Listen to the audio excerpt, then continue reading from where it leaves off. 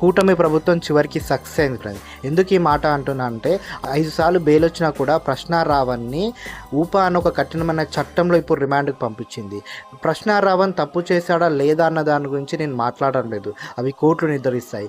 కానీ ఇక్కడ మనం అడగాల్సిన ప్రశ్న ఒకటి ఉంది ఫ్రెండ్. ప్రభుత్వాన్ని నువ్వు గట్టిగా క్వశ్చన్ చేస్తే, ప్రభుత్వాన్ని నువ్వు ప్రశ్నిస్తే నిన్ను జీవితాంతం పోలీసులు అంటూ, రిమాండ్లు అంటూ, కోర్టులు అంటూ తిప్పగలరా అంటే అవుననే అనిపిస్తుంది ఫ్రెండ్. మీరు మీ సమయాన్ని, మీ డబ్బుని, మీ మనశ్శాంతిని కోల్పోవాల్సి వస్తుంది.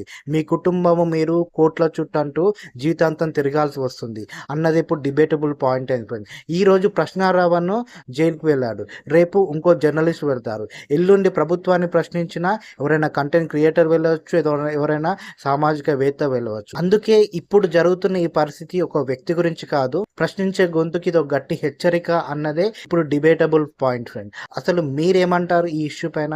కామెంట్ బాక్స్లో మీ ఒపీనియన్ని కామెంట్ చేయండి.